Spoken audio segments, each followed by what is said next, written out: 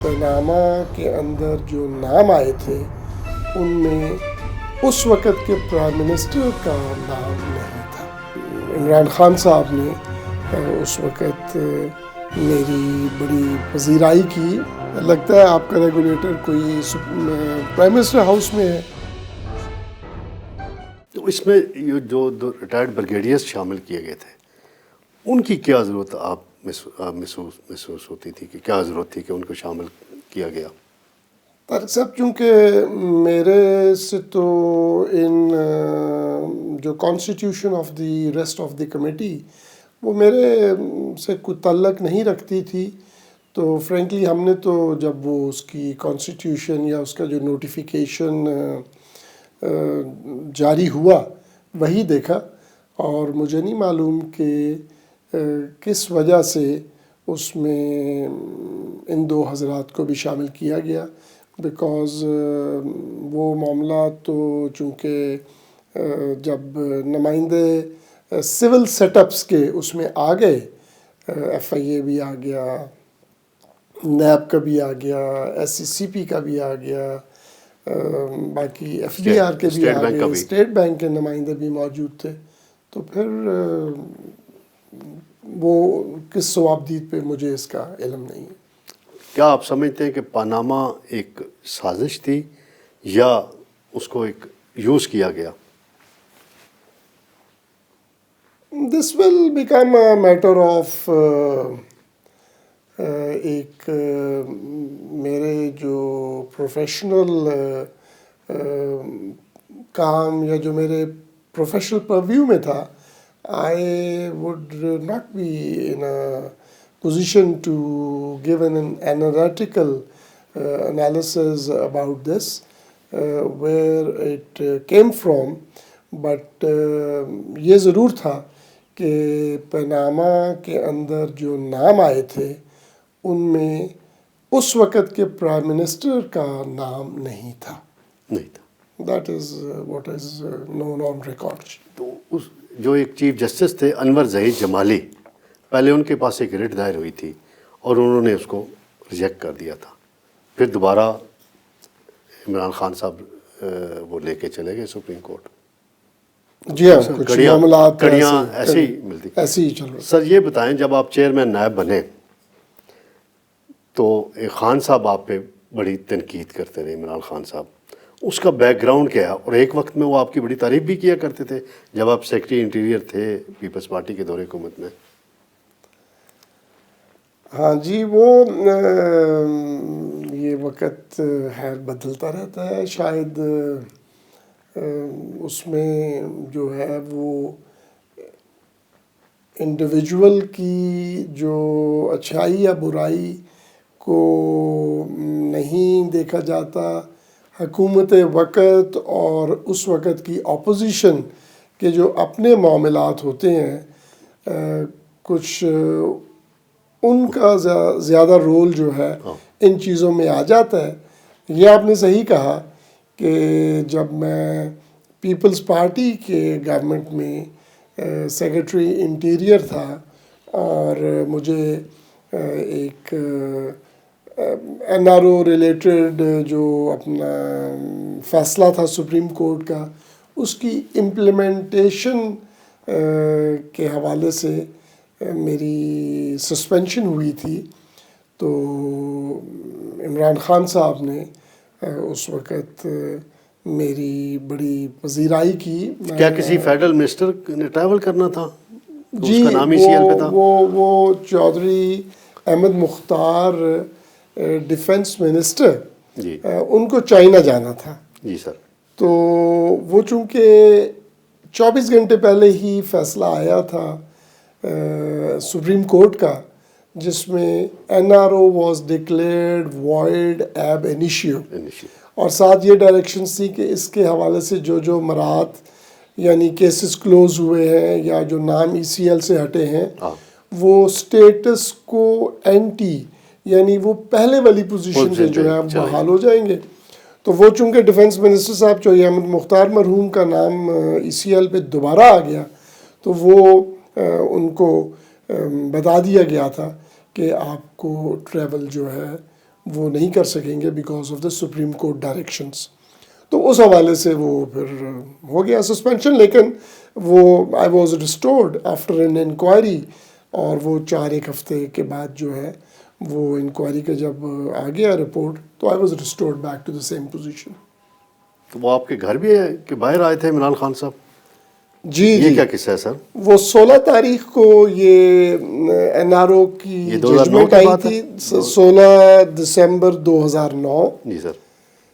تو 18 کو defence minister صاحب کا یہ واقعہ ہو گیا, اور 18 کی رات ہی کو میری جب سسپینشن ہوئی تو عمران خان صاحب along with some other big names, انہوں نے ضرور پبلکلی میرے لیے کچھ تعریفی کلمات فرمائے تھے.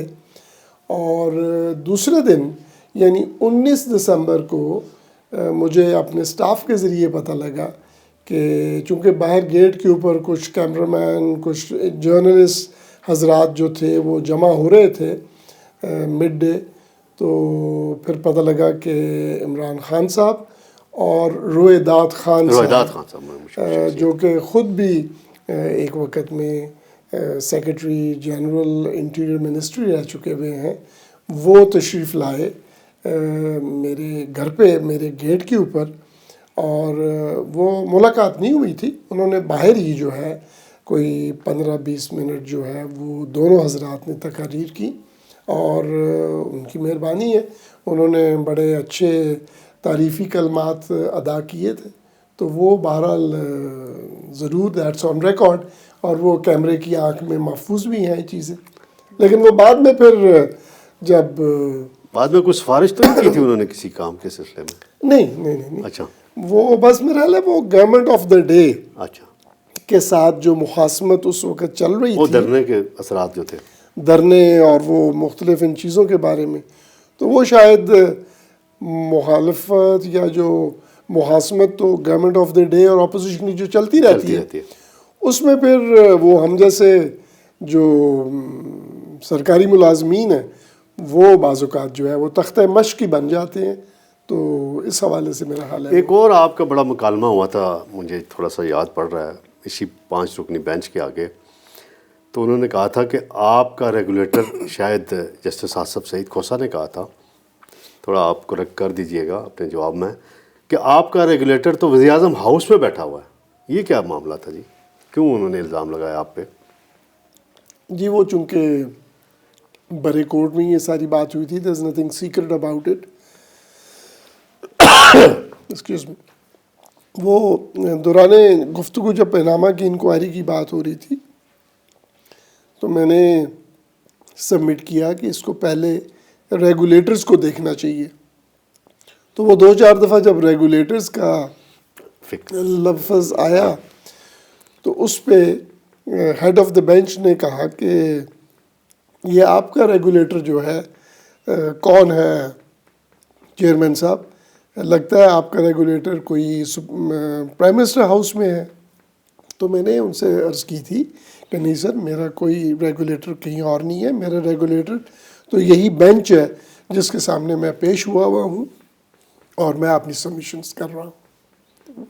اچھا, وہی پھر یعنی کہ وہ ایک ریمارکس جو تھے ویسے ہی وہ ریمارکس زمرے میں تھے. دوسرا سر یہ بتائیں کہ آپ کا ایکسپیرینس رہا ہے میاں محمد نواز شریف صاحب کے ساتھ ایز بیوروکریٹ کام کرنے کا, اور ایز چیئرمین نیب بھی آپ نے کام کیا, کیونکہ اس وقت رولز کے تحت پرائم منسٹر اور قائد حزب اختلاف انہوں نے اپوائنٹ کرنا ہوتا ہے چیئرمین نیب کو. تو یہ پروپیگنڈا کیا جاتا ہے جی آپ بڑے میاں نواز شریف صاحب کے کلوز تھے, تو جب تک آپ چیئرمین نیب رہے انہوں نے کبھی آپ کو ملاقات کے لیے بلایا کسی کام کے لیے, کسی انکوائری کو مائنس کر دیں, کسی کو پلس کر دیں, کوئی ایسا فون کیا؟ طارق صاحب بات یہ ہے کہ وی ایز سول سرونٹس ہم جو ہر گورنمنٹ آف دا ڈے ہوتی ہے اس کے ساتھ جو ہے وہ کام کرتے ہیں, and this is the tradition of the civil service. ہم کسی بھی گورنمنٹ کے اندر جو ہے وہ کوئی کسی کام سے جو ہے انکاری تو نہیں اپنا ہو سکتے ہیں، نہ ہونا چاہیے. نواز شریف صاحب کے ساتھ بھی مختلف اوکیجنز میں جو کام کا موقع ملا انہوں نے ہمیشہ پذیرائی کی اور ایک پروفیشنل طریقے سے انہوں نے کام کے بارے میں ہمیشہ کہا اور وہ چلتا رہا. جب یہ میری اپوائنٹمنٹ ہوئی ایز چیئرمین نیب تو مجھے یاد ہے میں جب پہلا انہوں نے مجھے بلایا اور مبارکباد کے لیے تو مجھے ان کے الفاظ بڑے کلیئرلی یاد ہے جب انہوں نے یہ کہا کہ قمر صاحب یہ چیئرمین نیب جو ہے یہ میں نے آپ کو نہیں بنایا، نہ خورشید شاہ صاحب نے جو اس وقت کے لیڈر آف دی اپوزیشن تھے.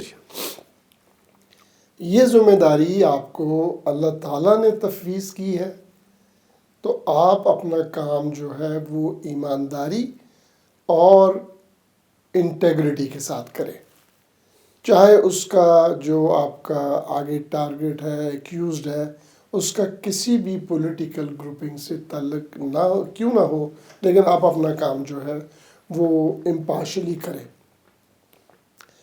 تو یہ تو ان کے اوپننگ تھے وہ ریمارکس تھے. 4 سال میں رہا چیئرمین نیب.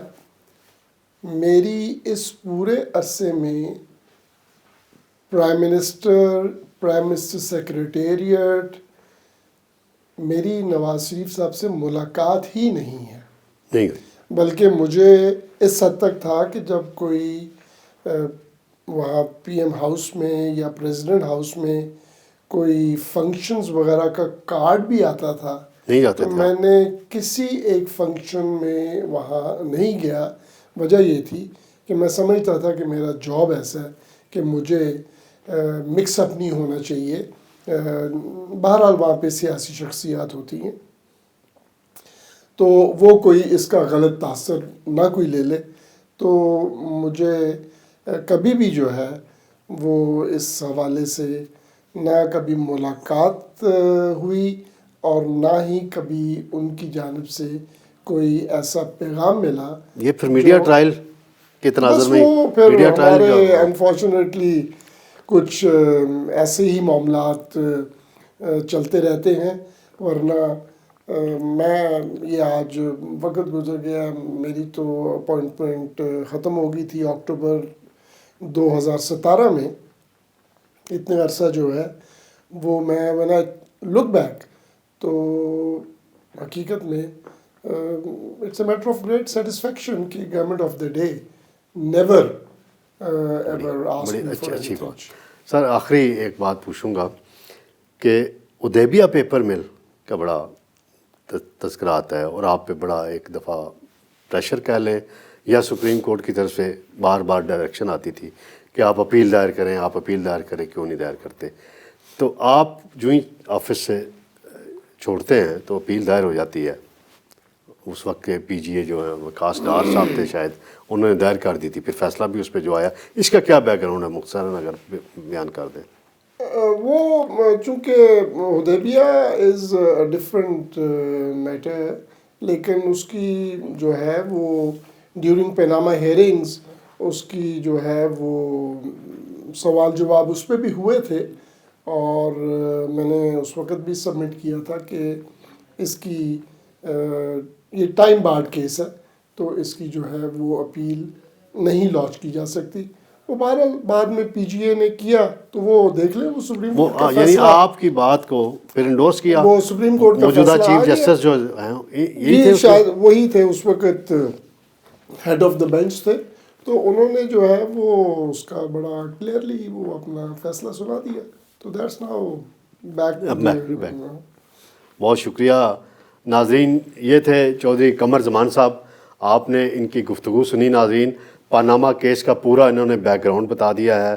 سپریم کورٹ میں اس وقت کیا ہوا، حدیبیہ پیپر ملک میں کیا ہوا، عمران خان صاحب ان کی پہلے تعریف کیوں کرتے تھے اور بعد میں تنقید کیوں کرتے تھے، ساری انہوں نے کہانی بیان کر دی ہے. اور اس لحاظ سے یہ انٹرویو اہمیت کا حامل ہے کہ قمر زمان صاحب بڑے ریزرو آدمی ہیں. وہ میڈیا سے ہمیشہ اپنے آپ کو بچا کے رکھتے ہیں، لیکن میرا ان کے ساتھ ایک ایسا تعلق تھا تو میں نے ریکویسٹ کی تو انہوں نے فوراً مجھے انٹرویو دیا، اور انشاءاللہ کوئی اور موقع ہوا تو پھر کوئی اور موضوعات پہ بھی ان سے کسی موقع پہ بات کریں گے. بہت شکریہ سر. بہت شکریہ. Thank you so much.